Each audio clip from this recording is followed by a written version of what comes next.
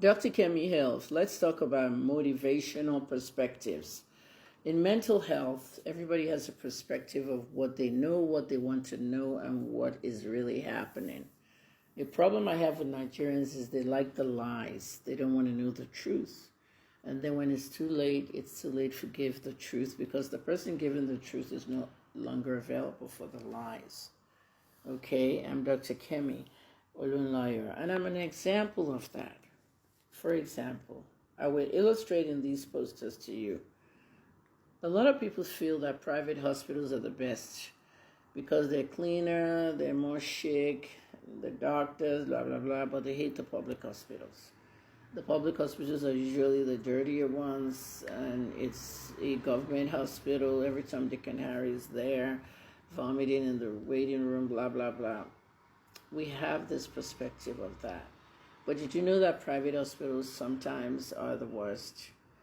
They squeeze money out of you. If you look at how this man is being squeezed.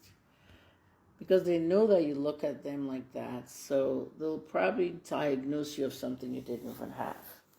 But the trick they use the most is that they will tell you that you have A. The public hospital will also tell you have A. But the private hospital will tell you if you don't treat it or get this surgery, you're going to have B.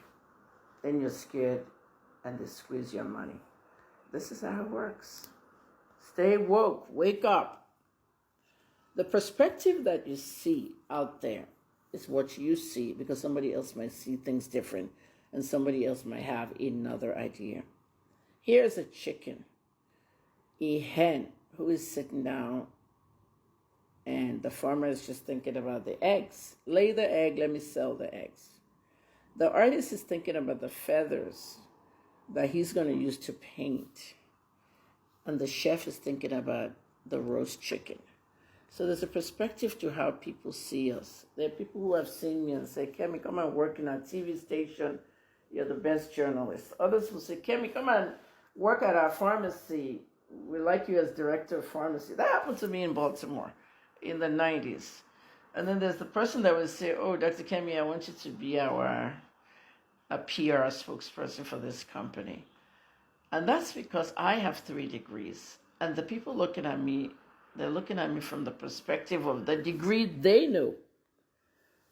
What about you with no 3 degrees and you maybe have 1 or none?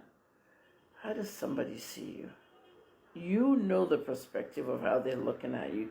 Does this hen know? Yes, that's why the hen is looking at you, my reader, like that. Like, See? Here's a giraffe who's trying to paint a woman. And you look at the giraffe and say, what's he painting? That's not the view I'm looking at. I'm looking at a woman with a round hat and a red dress. And here you are, you're painting the top of the round hat. So people are not right or wrong.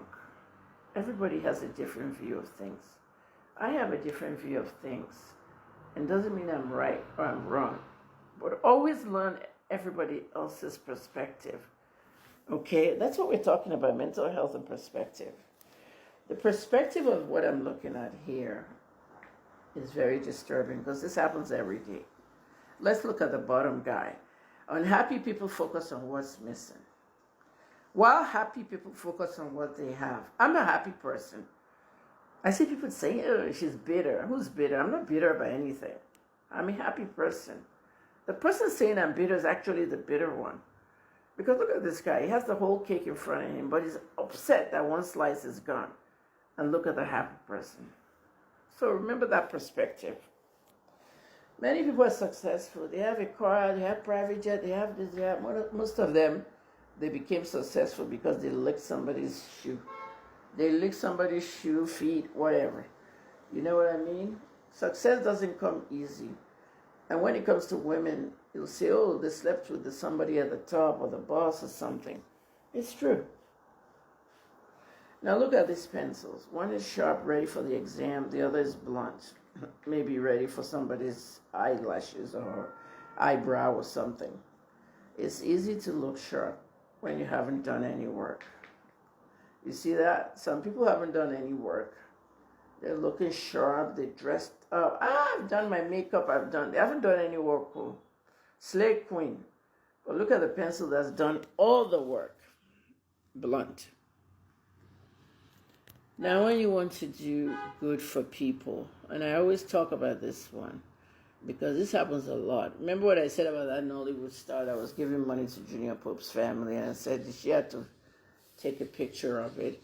Sometimes you have to take a picture of something you're doing. If you're an NGO, a charity, and you need to put it on your page or something. But we're seeing people today giving the homeless things because they just want the validation. Do good with intention, not for attention. Now, there are exceptions to this, okay? I'll show you a video where I was in Accra and I was going to the mall. On the steps, some guy was playing music and I gave him money. I videotaped it because I was listening to the music and I was asking him about the music. Now, that's different. But when you go around giving and taking and, this whole money and social media thing, helping the poor, what did we do before social media? We didn't take pictures. You become what you feed your mind. If you have drama, bad news, and negativity in your life, you're going to have negativity in your brain. And if you have happiness, positivity, dreams, discipline, okay, if you're eating that every day, your brain is healthy. The greatest disability is in the mind. It's not in the body. If you feel you're disabled and you're sitting down trying to beg for money, okay, on the streets, and a disabled person actually comes and gives you money, then you're like shocked. Like, where am I really disabled? Is it in my body or in my mind? Look at this picture deeply. Everybody has their own problems. It's just different levels of problems. Here's a man and here's a son. I'm believing this is his son who is going to school, shouting at his dad, "You'll never understand my pain." And the dad too has their pain. My children talk about their pain, and I have my own pains too. Look what's behind the father. The pain of depression, family, the pain of the office, the health pain, and the financial problem pain. So the dad just has to tell the kid, "You're correct. Okay, I'm sorry." That last one puts me in tears, let me tell you. Don't know what some people are going through, even if they're your parents.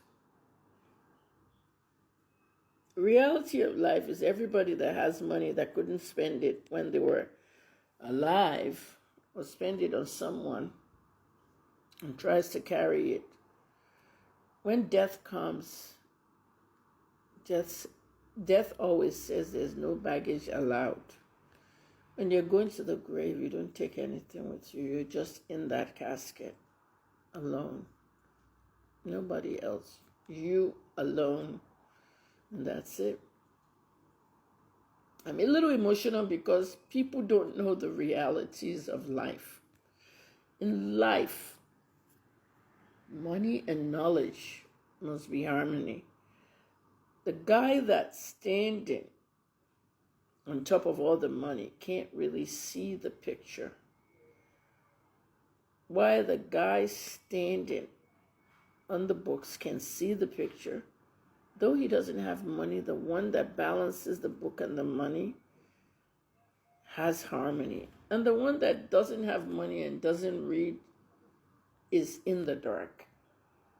Do you see what this picture is and how deep? Two children are fighting. My mother, my mother. And then when she gets old, they don't take care of her. Everybody's pushing mom away. Nobody wants to take care of mom because she's old now. She has to wear diapers. She has to take medicine. She has to do this. This is the reality of life. I'm Dr. Kemi. I hope you enjoyed this. I'll have more motivational posters for you.